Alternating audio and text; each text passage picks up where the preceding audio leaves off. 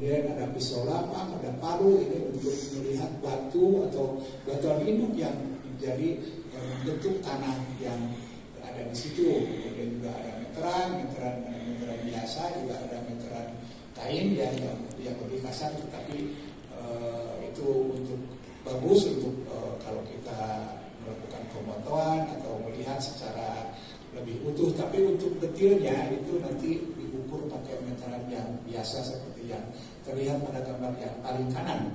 Ya, terus nah, alat yang lainnya adalah Munsell Soil Color Chart. Saya kira mungkin kalau adik-adik yang ilmu tanah, mudah-mudahan saya kira sebagian besar mungkin sudah mengenal. Ya, kalau dibuka itu di dalamnya ada warna-warna tanah. Warna-warna tanah itu, kemudian di sebelah kirinya itu adalah nama warna gitu ya. Misalnya ada warna hitam, kemudian coklat tua, coklat kemerahan, dan seterusnya. Kemudian alat pengukur pH bisa pH pH piper, kemudian juga ada ini pH turbo. pH turbo di sebelah kiri yang nomor 2. Nah itu, tapi alat ini sekarang sudah jarang. Tapi biasanya kita dulu sering melakukan atau melakukan pengukuran dengan alat itu. Kemudian juga untuk keperluan lain, untuk keperluan penelitian konservasi atau fisika tanah juga kita siapkan ring sampel. Terus tidak masalah ya, tidak masalah. Dan ini salah satu contoh bagian muka atau lembar 1 yang membuat informasi umum, kemudian karakteristik morfologi tanahnya dan juga karakteristik lokasi, dan di bagian belakangnya juga ada klasifikasi tanah dan penilaian kesesuaian lahannya yang nanti akan disampaikan pada sesi yang lainnya atau pelatihan seri kedua. Ya, terus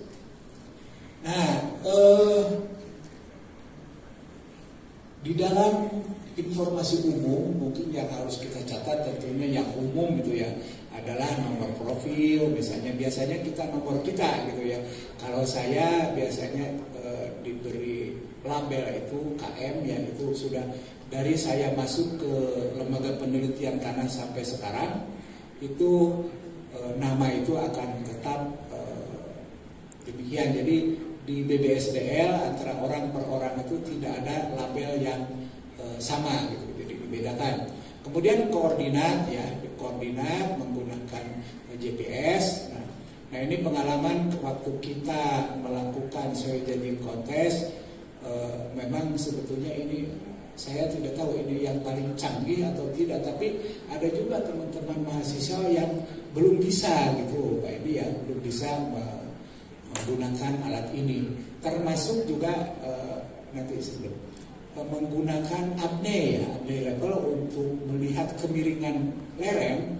Jadi ada juga yang masih bingung. Jadi kita melakukan itu mungkin kita harus siap-siap menggunakan supaya bisa dulu ya mengukur kemiringan lereng. Kemudian nama landform atau bentuk wilayah juga nanti perlu dilakukan ya. Terus nah ini, jadi penentuan landform, bentuk wilayah, penggunaan lahan agar dilihat secara menyeluruh.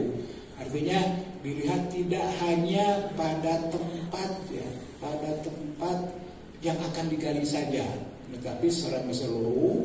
Nah, misalnya gambar sebelah kiri ini saya ambil di Lampung Selatan ya, pada tahun 2021. Jadi bentuk wilayahnya kalau begini boleh dikatakan bergelombang, tetapi yang sebelah kanannya ini adalah di segunung ya.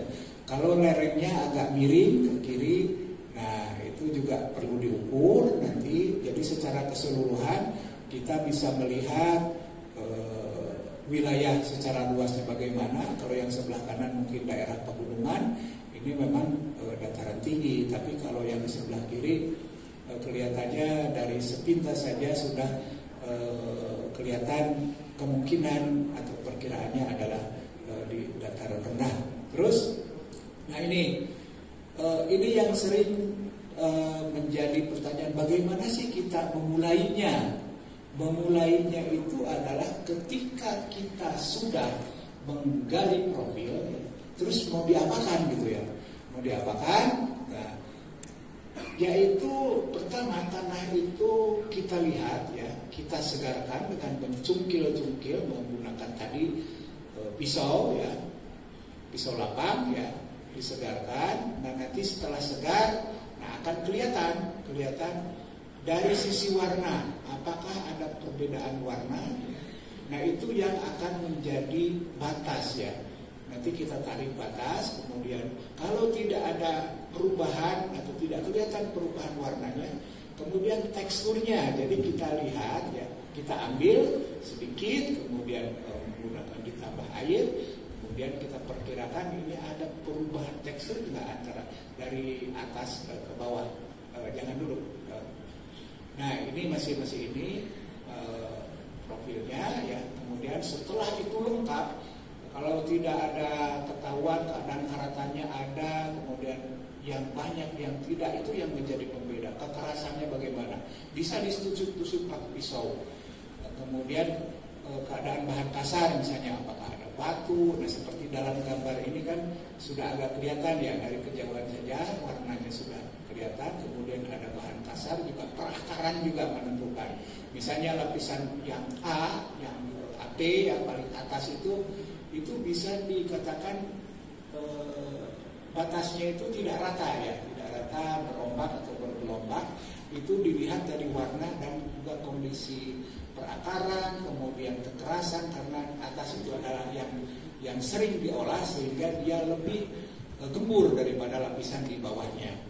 Nah kemudian kalau tidak ada perubahan, ternyata kita baru menemukan batas itu dengan ketebalan lapisan atau horizon lebih dari 50 misalnya 60. Itu boleh saja 60, tapi untuk kepentingan analisa lab nanti yang 60 cm itu kita bagi dua saja. Jadi jangan ada horizon ya atau sub horizon yang tebalannya terlalu tebal. Jadi jangan sampai ada yang lebih dari 50 cm.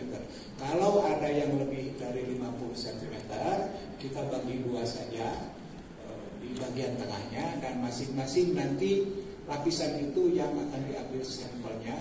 Kemungkinan ketika dianalisis tanahnya, misalnya dilihat dari teksturnya, apakah terutama misalnya lihat halus atau kandungan pasir, mungkin ada perbedaan, dan itu bisa dijadikan sebagai perbedaan horizon. Ya terus, nah ini morfologi tanahnya, karakteristik yang ditetapkan tadi horizon tanahnya setelah dibatasi. Setiap lapisan itu ditentukan horizonnya, teksturnya, warnanya, konsistensi, karatan, selaput, lihat kalau ada struktur tanah, perakaran tanah dan lain-lain. Nah pengamatan itu kalau memulai itu bisa dari atas, tetapi untuk pengambilan sampel atau ukur itu sebaiknya memang dilakukan diawali pada lapisan yang paling bawah dulu. Misalnya kalau ada 6 lapisan, maka dimulai dari lapisan yang paling bawah. Itu kenapa? Supaya kita melakukan yang paling bawah, yang paling atas, yang urutan berikutnya itu tanahnya masih belum terkotori oleh yang sudah kita cungkil-cungkil tadi. Jadi kalau misalnya kita lakukan dari atas ya, itu yang paling bawah nanti bisa terkontaminasi oleh lapisan yang dari atas tadi. Nah kemudian pengamatan tanah dan seterusnya kita catat dan diisi itu pada setiap lapisan atau horizon. Nah tentunya pengisian simbol sesuai dengan yang ada di dalam pedoman ataupun panduan yang kita gunakan ya. Bisa panduan yang seperti tadi, buku tadi, atau untuk tujuan soal jadi kontes, atau mungkin tujuan untuk praktikum sesuai dengan yang diberikan oleh dosen, adik-adik semua di setiap perguruan tinggi. Ya terus, nah ini di dalam horizon atau batas ya, batas horizon itu perlu dituliskan kejelasannya. Jadi ada istilahnya, kejelasan itu sangat jelas, berangsur dan baur. Nah ini yang gambar yang sangat jelas ini adalah tanah andisol atau andosol. Jadi antara lapisan yang hitam dengan yang warna kuning itu kan bisa dikategorikan ini adalah sangat jelas karena cukup kontras ya, cukup kontras. Kita tidak perlu mengukur dengan warna mungsel juga sudah kelihatan ini warnanya sangat jelas ya. Mungkin kalau tekstur atau apa-apanya yang lain sifatnya sama, tapi kalau warnanya sangat berbeda itu harus dibatasi dan tingkat kejelasan ini dimasukkan sebagai sangat jelas ya. Diklik dulu. Nah ini yang jelas ya, yang tengah itu agak lebih baur dibandingkan dengan yang pertama, tapi itu masih dikategorikan jelas ya, karena lapisan atas itu adalah lapisan olah, bahan organiknya kelihatannya masih lebih tinggi dan masih kelihatan jelas. Jadi kalau diukur dengan warna mungsel itu akan berbeda. Nah kemudian yang paling kanan itu adalah yang berangsur atau baur. Jadi dari lapisan atas ke bawah ya, itu selalu sepertinya sama kalau dari lihat kasat mata. Tetapi kalau kita ya cungkil-cungkil dengan pisau ya, atau kita amati apakah ada akarnya yang berbeda, kemudian strukturnya juga kita periksa berbeda, kemudian juga kemungkinan juga ada pori yang berbeda atau apa saja yang bisa dilihat di situ, itu bisa dijadikan indikasi adanya perbedaan ya. Jadi kalau hanya dari terlihat saja bisa terlihat berangsur atau baur, tapi kita tetap harus melakukan batas ya, penarikan batas setiap horizon atau lapisan. Nah ini dari ketiga ini jadi memang profil-profilnya itu cukup berbeda. Jadi tanah andisol, kemudian ini tanah oksisol dari Lampung, kemudian ini adalah tanah latosol atau oksisol juga yang ada di Bogor ini. Ya terus, nah ini batas hasil pengamatan. Jadi seperti tadi ya, itu ada yang tidak lurus ya. Jadi ada yang smooth lurus, kemudian wavy. Ya, yang di sebelah kiri itu adalah yang wavy atau berombak atau bergelombang ya, bergelombang. Nah ini bisa dicatat nanti di dalam deskripsi profil. Nah kemudian untuk yang paling kanan meskipun itu agak miring ya, tetapi itu masih tetap digolongkan sebagai yang rata.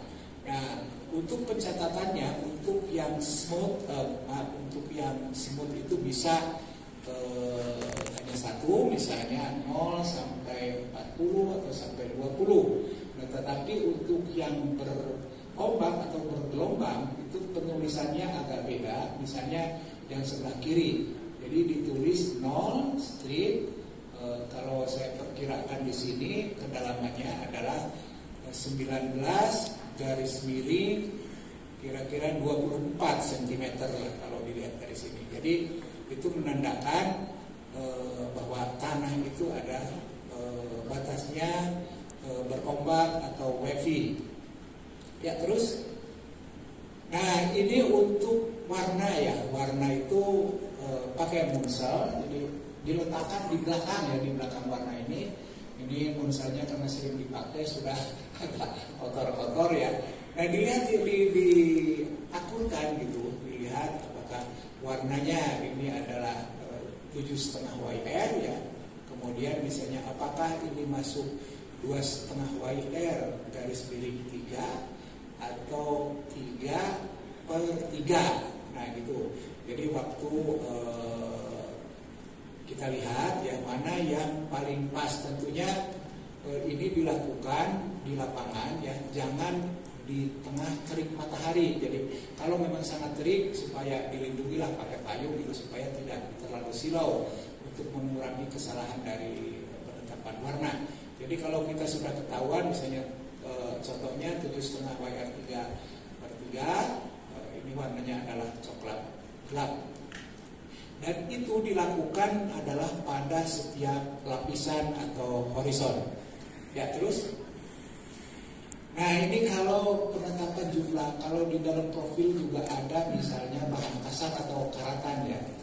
Nah jumlahnya itu di sini kan ada karatan yang saya beri warna panah merah ya, itu ada karatan warna hitam. Nah jumlahnya itu adalah kita tidak mengira-ngira, tetapi di dalam buku Monsel itu ada jumlah standar ya.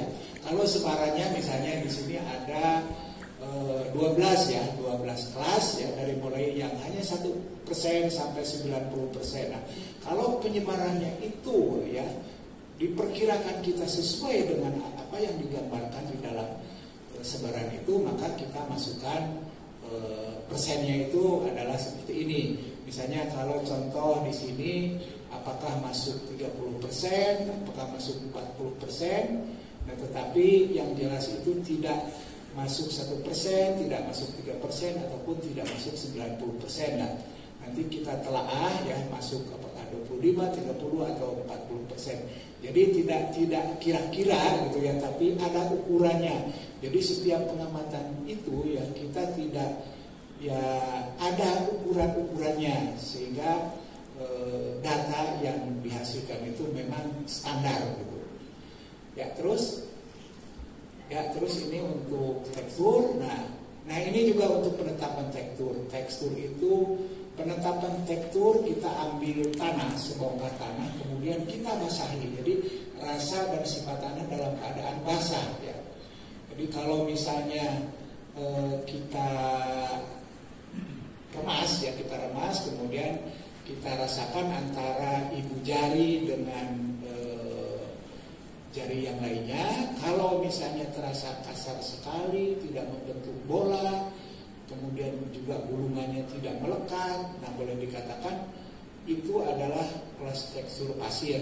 Demikian juga yang ke bawahnya. Jadi menentukan tekstur di lapangan itu kita memang harus bawa bukunya gitu ya, bawa bukunya, apalagi yang masih belajar nih, dirasa-rasa ada rasa licin, ada rasa licin sekali nih.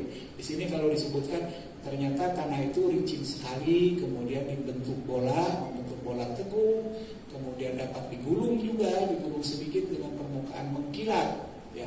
Kemudian rasanya juga agak melekat ya, itu masuk ke dalam debu atau silt ya. Ya terus demikian juga untuk yang selanjutnya. Nah ini caranya cuma diklik.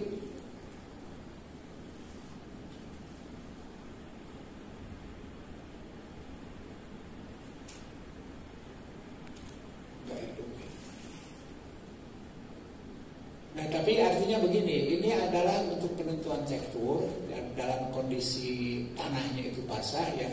Kemudian kita rasakan seperti tadi, apakah ada rasa kasar, ada rasa licin, ada rasa melekat. Nah kita lihat dari apa yang kita rasakan itu dengan kunci yang ada di situ. Maka nanti kita masukkan apakah ini debu, apakah ini clay, atau kalau umumnya lempung gitu, atau kalau di Bogor disebut liat ya, yang clay itu. Jadi itu. Jadi kondisinya itu dalam keadaan basah. Ya terus, nah ini lanjutannya. Jadi tadi kalau misalnya yang paling bawah yang liat ya, atau mungkin kalau yang lain ada yang menyebutkan juga lempung ya, clay. Jadi rasanya berat ya, kemudian membentuk bola sempurna.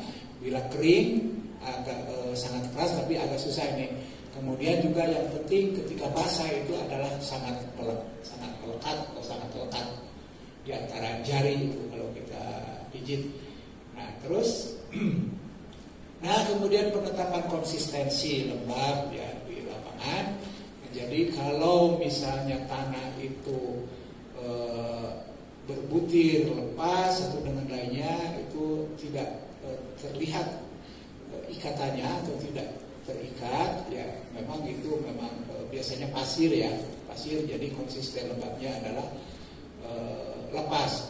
Demikian juga kalau yang sampai tanah itu kita tekan, kita remas keras sekali ya, kecuali dengan tekanan yang sangat kuat, bahkan perlu diinjak lah gitu ya, pakai kaki baru baru itu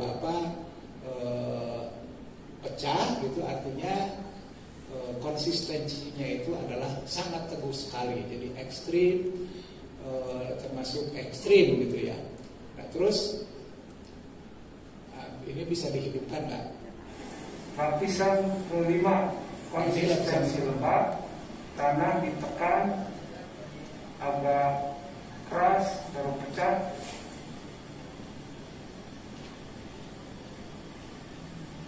Rupanya filmnya tidak hidup. Ini juga penetapan konsistensi basah di lapangan. Jadi yang tadi itu konsistensinya itu adalah pada keadaan lembab. Nah sekarang pada keadaan basah, jadi harus tanah itu dibasahi ya, diberi air. Nah kemudian kita pijit juga, ditekan-tekan ya setelah.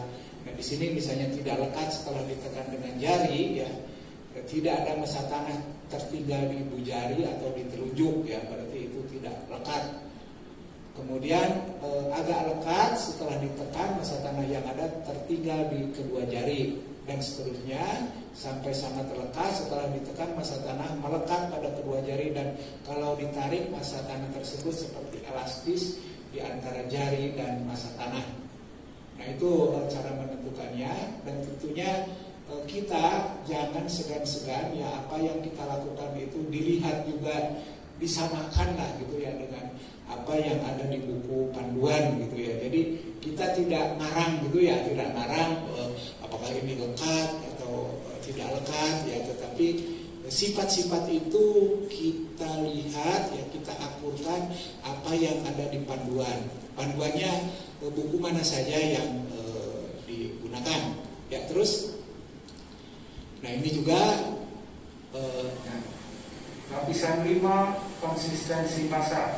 Tapi umumnya kalau tanah di Indonesia ya, terutama di daerah yang iklim basah itu kondisi kering itu agak susah ya. Biasanya hanya ada di lapisan atas saja yang kena sinar matahari ya. Tetapi kalau kita melakukan penelitian atau pengambilan profil di daerah beriklim kering seperti di NTT, umumnya konsistensi kering itu bisa dicatat. Tetapi kalau misalnya kita di daerah yang kebetulan selesai hujan ya, kalau dikeringkan juga mungkin bisa harus seharian ya, mungkin data ini tidak dicantumkan, tidak dicatat juga, tidak apa-apa. Tetapi kelasnya adalah seperti ini ya, seperti ini. Jadi mulai lepas. Nah ini biasanya tanah pasir, kemudian yang sangat keras sekali ini tanah yang mempunyai kandungan clay ya, sangat tinggi, dan apalagi kalau misalnya tanahnya itu banyak mengandung liat vermiculit ya. Kalau kering itu adalah sangat keras sekali ya. Terus nah ini adalah struktur ya, struktur yang umum itu adalah dalam bentuk lempeng, ini ada gambarnya, kemudian prisma dalam bentuk tiang, kemudian gumpal, kersai atau butir, yang kanan adalah bentuk silikersai. Nah ini ya, terus nah ini juga mungkin. Nah bentuk-bentuk ukuran struktur juga ada standarnya. Jadi kita tidak menentukan juga, wah menurut perkiraan kita itu adalah halus ya, halus ataupun besar atau kasar ya. Ini untuk ukuran-ukuran struktur yang butir, yang lempeng, kemudian yang gumpal, serta yang prisma ya. Terus nah ini seperti ini. Jadi untuk menentukan ukuran struktur ya, kita tidak mengkira-kira ya. Jadi di buku soil Munsell ya, Munsell itu di bagian belakangnya ada ukuran. Jadi kita bandingkan saja. Ini yang paling banyak seperti di sini kan, untuk yang granular, atau juga untuk yang kersai, kemudian ini untuk yang gumpal agak tersebut. Nah kita bandingkan ukurannya dengan yang ada di standar itu. Jadi kita tidak mengarang-arang gitu ya, atau memperkirakan yang tanpa dasar. Nah dasarnya itu adalah ini ya. Di buku Munsell itu ada. Jadi mulsa itu tidak hanya digunakan untuk menentukan warna, tetapi juga untuk ukuran struktur, bentuk struktur juga ada. Jadi bisa kita, misalnya ini yang granular ya, bisa saja ukuran struktur itu tidak satu, misalnya dari ukuran kecil ya sampai ke medium misalnya. Demikian juga untuk yang gumpal agak bersudut ya, bisa dari ukuran medium sampai halus. Ya, terus nah untuk pemberian simbol, ini simbol juga kalau kita lihat ya, di sini ada gambar ya, sejarah gambar profil. Jadi kemungkinannya dari di tanah itu ada yang susunannya itu A, kemudian BW, G. Jadi G di sini adalah yang mempunyai sifat basah, clay, kemudian BW yang horizon cambic, kemudian ada yang tebal ya, kemudian juga ada yang mempunyai langsung bersentuhan dengan batu ya, ataupun dengan bahan hidup, dan ada juga yang dua lapis, dua jenis tanah. Jadi tanah yang tertimbun seperti yang nomor G ini, jadi ada bagian atas sampai C, kemudian ada tanah di bagian bawah juga hitam. Ini biasanya daerah yang timbunan, baik kena longsor ataupun mungkin kalau di daerah gunung berapi itu karena erupsi yang baru. Ya, terus nah ini hasil deskripsi. Setelah kita mendeskripsi tadi, kita perlu menentukan horizonnya. Apakah termasuk antropik ya, istik, melanik, molik, umbrik. Nah, kalau nama-nama ini mungkin bisa adik-adik pelajari apakah yang disebut dengan epipedon antropik, histik atau melanik dan lain-lain. Kemudian bawah permukaan juga apakah termasuk argilik, oksik, albik atau cambic. Kemudian juga perlu juga dituliskan sifat penciri lainnya. Apakah ada perubahan tekstur yang nyata, kemudian ada bahan albik itu bahan yang putih itu ya, khususnya untuk yang horizon spodik. Kemudian sifat tanah andik ya, tanah andik adalah tanah yang berasal dari vulkanik ya, yang diukur menggunakan pH dengan NaF seperti tadi dalam tayangan yang saya janji kontes itu.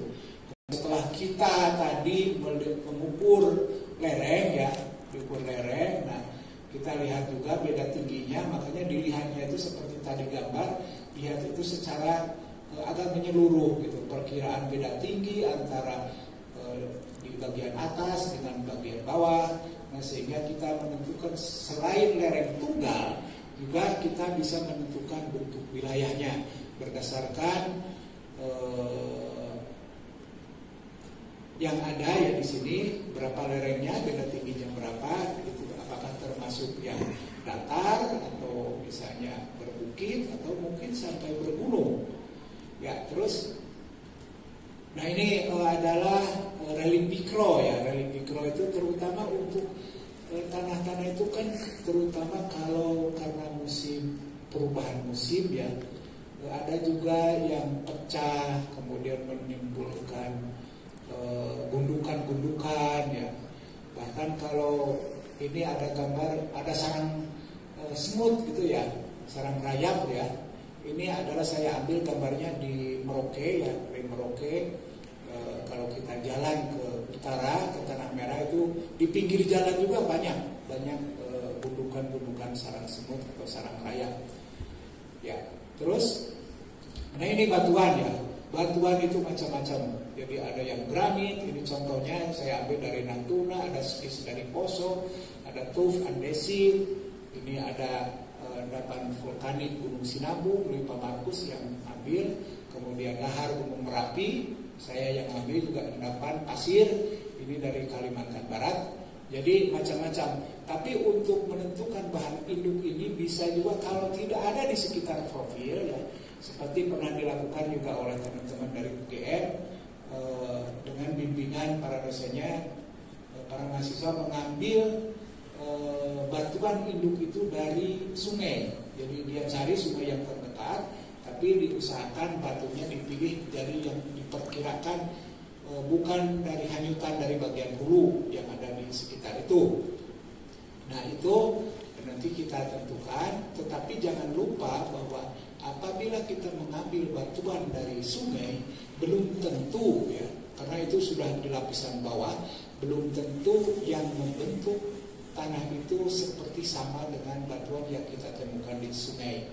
Nah, bisa saja lapisan atas yang misalnya 2 meter itu adalah berasal dari timbunan atau bahan baru ya. Misalnya di sekitar gunung ya, apakah karena tertimbun lahar, tentunya beda dengan lapisan bawah, atau karena abu vulkanik. Tanah-tanah andosol umumnya juga terbentuk dari abu vulkanik, tetapi bagian bawahnya biasanya batuan vulkanik, tetapi yang berumur lebih tua, yang berasal dari lava, yang sifatnya mungkin ada yang andesit atau yang lebih masam atau lebih basah. Ya terus, nah ini klasifikasi tanah khusus nanti ini akan disampaikan pada seri kedua oleh Pak Dr. Hikmat Muhammad Hikmat dan Ibu Ani Mulyani, ya kan, oleh Pak Hikmatullah. Tidak akan saya bahas secara detail, tetapi hasil dari tadi itu klasifikasi, kemudian kita mendeskripsi, itu nanti salah satunya adalah untuk menetapkan klasifikasi tanah ini. Tetapi yang penting juga bahwa tidak hanya terbatas pada klasifikasi tanah, tapi juga akan digunakan untuk menetapkan kesesuaian lahan dan rekomendasinya. Jadi tanah, tapi di Indonesia sendiri dari 12 ordo tanah itu 10 diantaranya terdapat di Indonesia. Ya terus.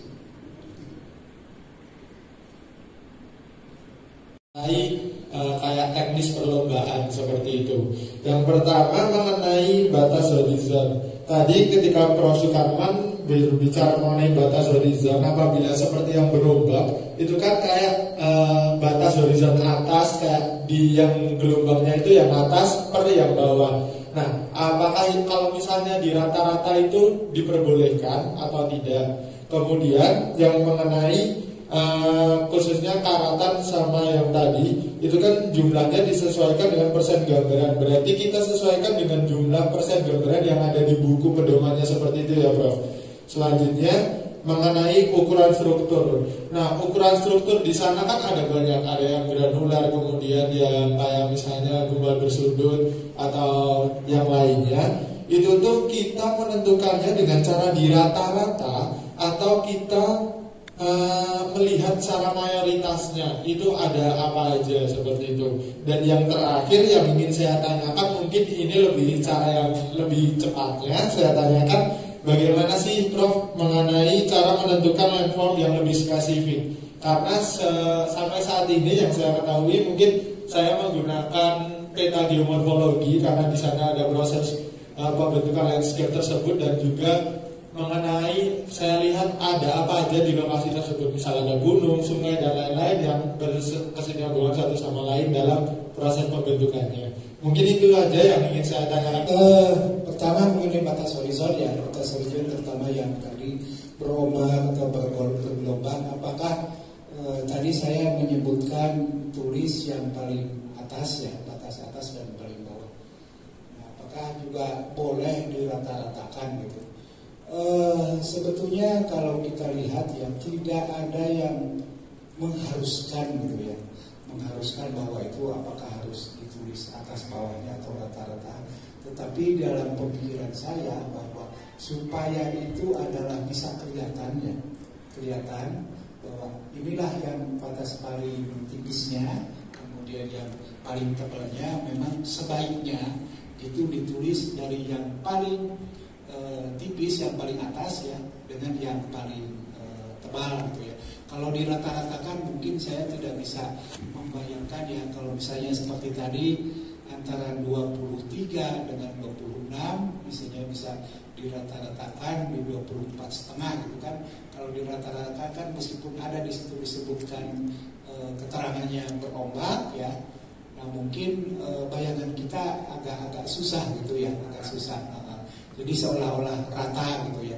Jadi kalau saya sih menyarankan agar ditulis lapisan yang paling tipisnya dengan yang paling tebalnya atau lebih dalam gitu.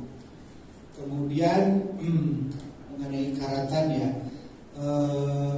karatan itu ya karatan atau bahan kasar ya seperti batuan, di situ kemudian ada kerikil, kemudian ada printed ya.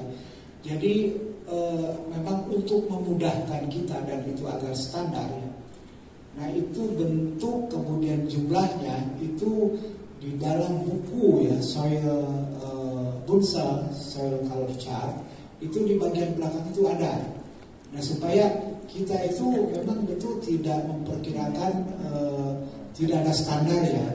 Saya tidak tahu apakah di buku pedoman yang lain ada ya untuk itu. Kadang-kadang buku pedoman pernah saya baca juga ada yang diperkirakan dengan ini sekian persen ya. Tapi kalau di buku Bunsal itu lebih mudah gitu ya. Jadi memang untuk memudahkan, saya hanya memberikan ini untuk memudahkan sajalah, untuk memudahkan. Kadang-kadang orang itu tidak menggunakan Bunsal itu secara optimal gitu ya, optimal. Hanya digunakan untuk warna saja ketika ada karatan, kok nggak pernah diukur-ukur gitu ya. Ini seharusnya bersekian persen gitu ya, sekian persen. Padahal di situ juga standarnya itu ada nih. Kalau sebarannya sekian, misalnya 20%, 30% dan tidak di Bunsal juga tidak letterlock gitu ya. Misalnya 45 atau 50 tapi secara global gitu ya, secara global saja. Nah itu mungkin karena sebaran di dalam profil juga kadang-kadang di sana di sini mungkin tidak merata juga, meskipun kalau karatan misalnya kalau di Bogor yang untuk sawah itu umumnya terfokus di bawah lapisan tapak gajah ya. Nah kemudian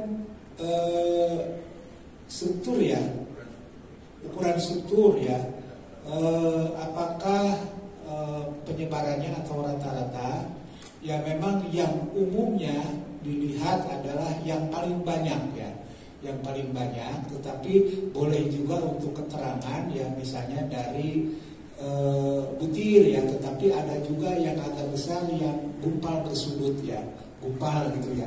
Bisa saja kan struktur itu tidak hanya satu, tetapi memang biasanya yang dicantumkan itu adalah yang paling dominan ya, yang paling mayoritas. Tapi untuk keterangan di situ ditulis ya, misalnya ada juga yang strukturnya gumpal ya, itu boleh saja lah. Tetapi umumnya dituliskan yang paling dominan atau mayoritas.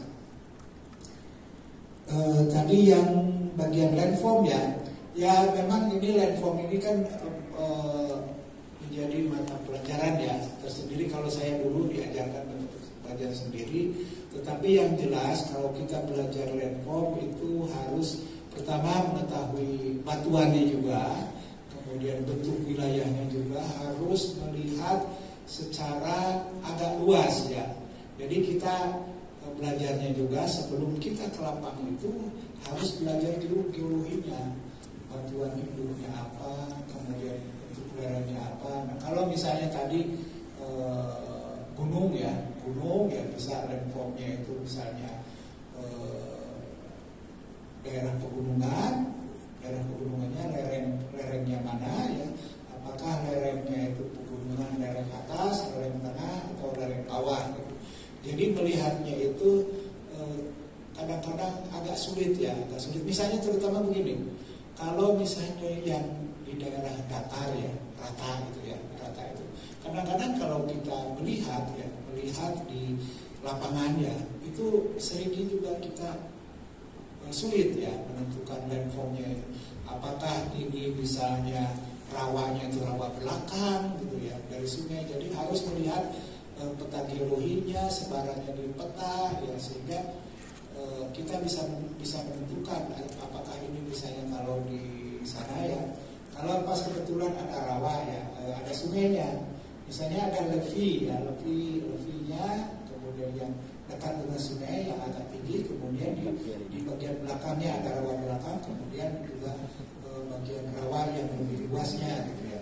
Nah itu jadi menentukan kelas landform itu tidak hanya bisa ditetapkan secara langsung di lapangan, tetapi bisa juga dengan bantuan citra atau ada juga saya lihat kalau di HITI itu ada yang masih belajar itu menggunakan foto udara juga ada. Tetapi sekarang itu kalau pemetaan itu sering menggunakan drone ya. Dari foto drone itu juga bisa lebih kelihatan ya. Itu dan klasifikasi landform juga itu ada bukunya khusus ya, silakan dipelajari. Tapi itulah caranya secara umum ya. Jadi memang kita tidak hanya bisa misalnya kita ya di sini keluar gitu, apakah landformnya apa sih gitu, nggak kelihatan kayak gitu ya. Seperti di sekitar ini aja nggak kelihatan. Jadi memang kita harus pelajari untuk yang lebih luas, kecuali yang relatif terbuka lah gitu ya. Nah itu saja mungkin yang bisa saya sampaikan. Perkenalkan, nama saya Rina Prianto dari UPN Veteran Yogyakarta. Sebelumnya, Assalamualaikum warahmatullahi wabarakatuh. Izin bertanya kepada Prof. Sukarman. Di sini saya ada 2 pertanyaan yang ingin saya tanyakan. Yang pertama mengenai tadi dijelaskan mengenai bahwa di Indonesia itu iklimnya cukup basah sehingga ketika ingin menentukan konsistensi kering itu cukup memakan waktu yang lama. Nah, yang saya tanyakan Prof, semisal dalam menentukan atau dalam menganalisis suatu tanah itu untuk menentukan sifat-sifatnya, itu apakah misal mempunyai waktu yang cukup panjang begitu, apakah dalam penentuan konsistensi kering ini bisa diambil kemudian dikeringkan dengan kondisi lapang kering seperti itu. Nah itu apakah datanya itu bisa dipakai secara valid begitu? Itu yang pertama. Terus pertanyaan saya yang kedua terkait dengan penentuan horizon, yaitu dalam menentukan horizon itu mungkin sedikit cerita. Kemarin saya ada praktikum ekskursi tanah. Nah di situ saya menentukan horizon itu ada 2 cara. Yang pertama melalui warna, itu terlihat cukup jelas. Kemudian di sisi lain juga melalui ditusuk-tusuk itu. Tetapi di situ saya sedikit ragu karena dalam penentuan horizon di satu warna itu saya menemukan yang saya tusuk itu ada horizon lagi, padahal di situ dalam satu warna. Nah, apakah di situ juga bisa dikatakan horizon yang terbentuk seperti itu, Prof? Karena saya berasumsi bahwasanya jika di satu warna itu otomatis menunjukkan bahan induknya sama, kemudian waktu proses pelapukan dari tanah itu sama. Nah itu membuat saya ragu apakah dari yang saya tusuk-tusuk itu datanya valid atau tidaknya. Mungkin seperti itu. Si kering ya.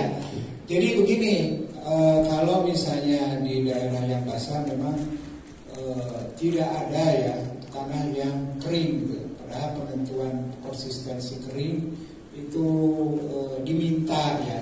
Tetapi artinya gini, kalau diminta mutlak ya, kalau misalnya kondisi sebenarnya di lapangan tidak ada yang kering ya, itu tidak apa-apa ya, dikosongkan saja gitu. Nah, tetapi jika ingin diambil sampelnya kemudian dikeringkan misalnya sehari atau 2 hari gitu ya, dijemur ya, kemudian baru ditentukan tingkat konsistensinya pada waktu kering, itu boleh saja, saya kira sah-sah saja gitu ya. Jadi boleh ya. Cuma kadang-kadang kalau kita melakukan itu di sini ya, di Bogor atau di dekat kebun ya, mungkin ya atau untuk penelitian ya bisa lah gitu ya. Tapi kalau untuk yang survei kita ke lapangan dan jauh dari mana-mana gitu ya, itu memang sangat merepotkan gitu ya. Jadi kalaupun memang tidak ada tanah yang kering, tidak apa-apa, itu data itu memang tidak disebutkan ya, tidak diukur gitu ya. Nah, itu saja mungkin. Kemudian yang kedua horizon ya, jadi dari tadi warna jelas, kemudian ada juga unsur-unsur yang lain. Jadi selama itu ada tanda-tanda bahwa itu ada perbedaan lapisannya, baik itu secara alamiah ya, maupun mungkin karena timbunan ya, timbunan kita selama itu bisa dibatasi, kita batasi saja, kita batasi ya. Jangan-jangan kalau setelah dianalisa ya, itu memang sifat-sifatnya beda. Tapi kalau kita yang sudah tentunya sudah sering ya pengalaman, akan tahu ya, ini itu sifatnya alamiah ya, karena proses pembentukan tanah ataupun karena ada timbunan. Nah, seperti kemarin kami ya ke Jasinga ini dengan teman-teman adik-adik dari mahasiswa UGM ya, karena waktu pengebor yang memiliki profil itu tidak dibor itu cukup banyak ya, jadi hanya 1 atau 2. Ternyata begitu digali, Pak, ini cukup besar. Ternyata ada bagian yang bekas timbunan, Pak. Warnanya itu lain dengan yang standar. Nah itu bisa juga terjadi begitu. Jadi kalau dalam satu profil ya kita lihat ini yang tanah utuh atau yang tidak, tergantung dari tujuan kita. Kalau memang kita ingin melihat yang tanah utuh, yang diperiksanya yang utuh, Pak. Kalau memang kita ingin lihat yang timbunan ya itu yang tertimbun itu. Ini kasusnya beda. Dia tadi bertanya, ini Mas Yanto tadi. Kalau di warnanya sama nih, ya, tapi pas ditusuk-tusuk ternyata di warna yang sama itu ada yang beda gitu. Nah, banyak nggak kejadian seperti itu gitu? Banyak Pak Edi, banyak. Jadi gini, seperti saya sudah kemukakan tadi, yang contoh-contoh yang tanah andisol itu pada lapisan atasnya itu kan lebih dari 50 cm warnanya sama ya, hitam ya. Baru yang di bawahnya kuning. Nah dari situ kalau hanya melihat warnanya saja sepertinya itu satu lapisan ya. Tetapi kalau lihat perakara kemudian kita tusuk-tusuk ternyata di bagian bawah itu agak lebih keras daripada atas. Gak apa-apa, kita batasi itu. Jangan-jangan misalnya yang bagian atas itu adalah warnanya sama, tapi karena sering diolah ya, nah itu menjadi lebih gembur ya. Kan itu penamaan horizonnya juga beda. Penamanya misalnya horizon yang sering diolah dengan dilabelkan sebagai horizon A, B gitu. Demikian juga ke bawahnya. Tadi sudah saya kemukakan bahwa apabila horizon itu tebalnya ya, apakah di permukaan atau di bawah lebih dari 50 cm ya, tidak ada tanda sekalipun ya. Nah itu sebaiknya bagi 2 saja. Kita garis saja. Jangan-jangan ketika dianalisa ya ada perbedaan tadi. Perbedaan itu ya. Mudah-mudahan